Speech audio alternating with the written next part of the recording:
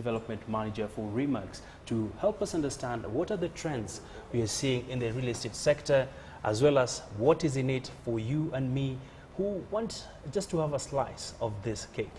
Many thanks, Ngure. Thank you. Great having you this afternoon. Of course, looking at the real estate sector, it's one of the areas that a lot of Kenyans have interests in. Perhaps as Remax Kenya, what kind of product offering do you guys work on? Okay.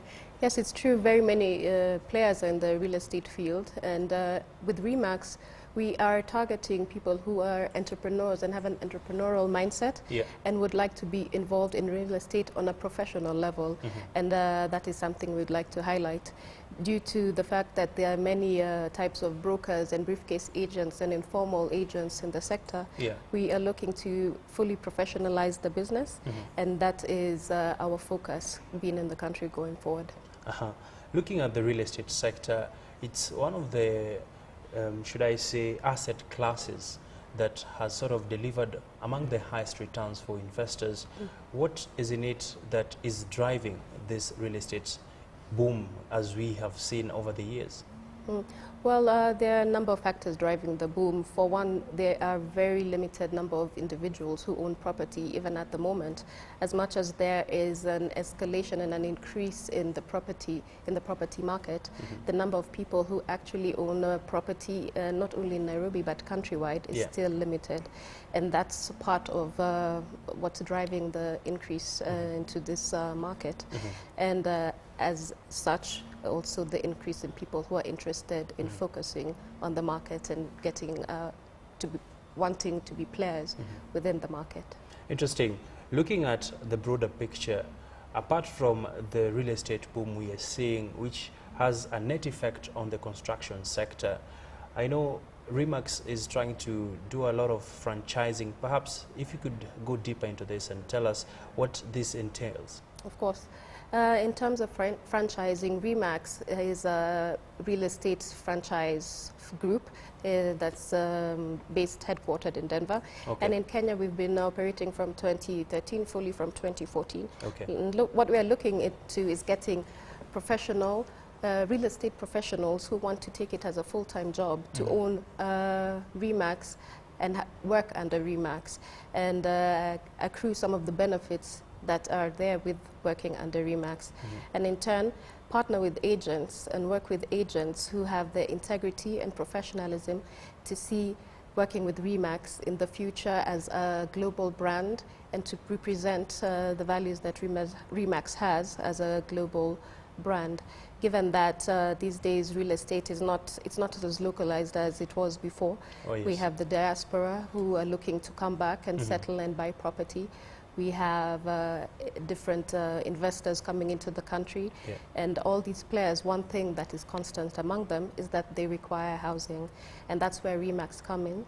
We want to be the professional and top agency of choice when people are looking for the properties to buy, sell and transact in real estate services in general.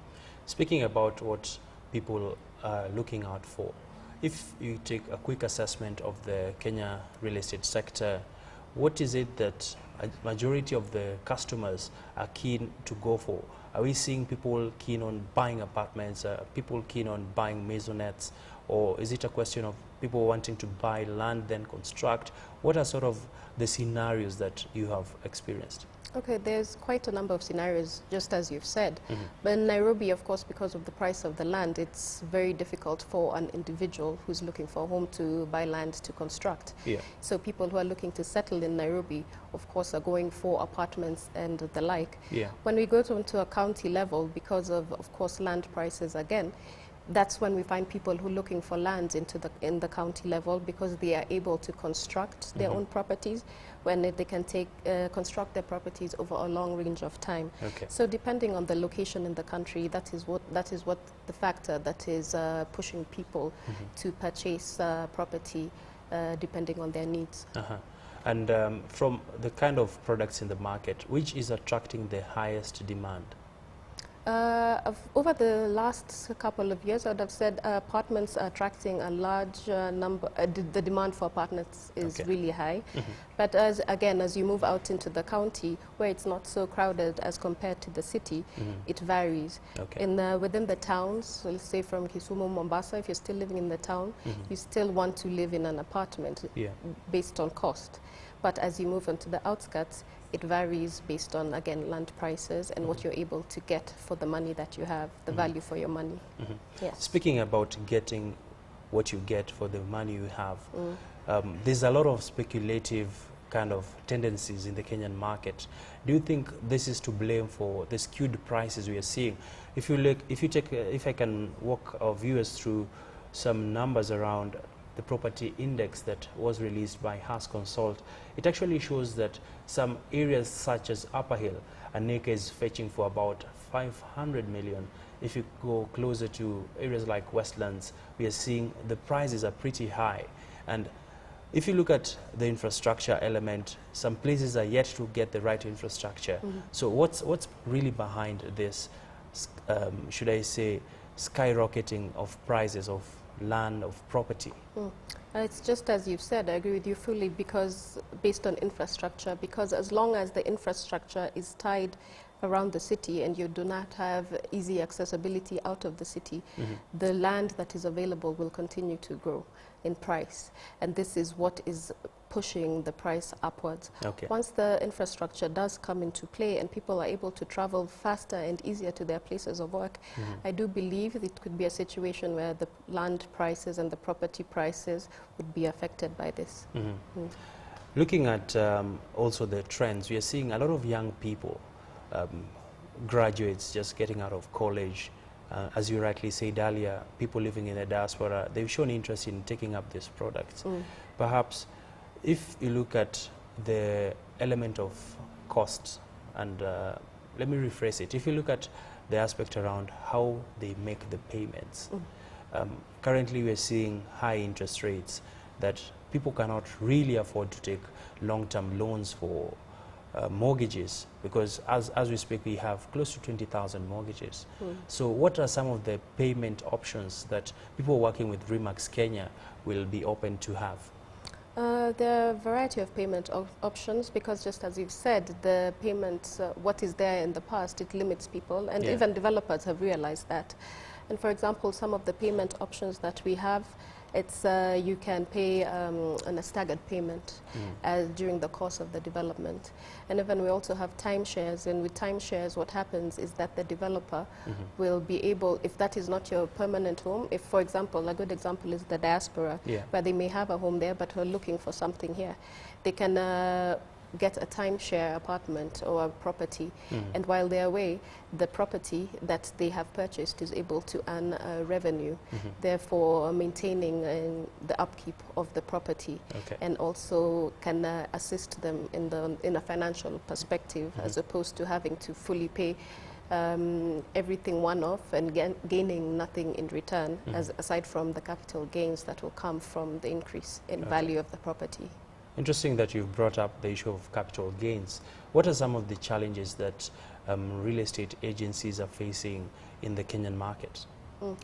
There are challenges in the real estate for agencies in the Kenyan market, quite a number. For example, as we said, the informal agents, and because this reflects on the agents who look at it as a professional job and a professional undertaking. But once the informal agents have transacted with professionals, and it's quite difficult for the once the informal agents have transacted with people in the market, it's the professional agents, they almost have to do a second job trying to gain confidence in the market, in the clients in the market. And that's something that needs to be addressed, because there's no way to track them and to see if it's a fraudulent undertaking or not. But the advantage working under an agency is that you can track the individual, you can track their location, and you can track even if they do leave, you can track them once they have left based on the documentation and the like, as opposed to informal brokers and briefcase brokers who really can just vanish through the cracks. Okay. And that is something that Remax truly is looking to address, to have professionalism within the industry and to gain it as a career, to have it something that the youth can look into, or even retirees if they're looking for something to do to as they move out into the, to their next phase of their life. Okay. Yeah. So finally, how do we get in touch with Remax for our viewers? Remax, you can get in touch with us, of course. Our website is www.remax-kenya.com and email info@remaxkenya.com, and we'll be able to assist directly. Okay. Perfect place to end the conversation. Yeah, thank you. Thank you very much for your time. We're speaking there to Gloria Adero, who is the Business Development Manager at Remax Kenya, talking to us just about what the real estate sector is looking like, and there's that push to make this industry an industry that young people like her and myself can actually join and make some good profits out of it and make a career really out of it as well. We want to take a quick commercial break. When we come back, we'll be bringing you that interview we had with Mbuvi Gunze, the CEO of Kenya Airways, on what next for the airline. Have they been able to contain the turbulence? Are they able to make a safe landing? Coming up shortly, don't want to miss that interesting interview.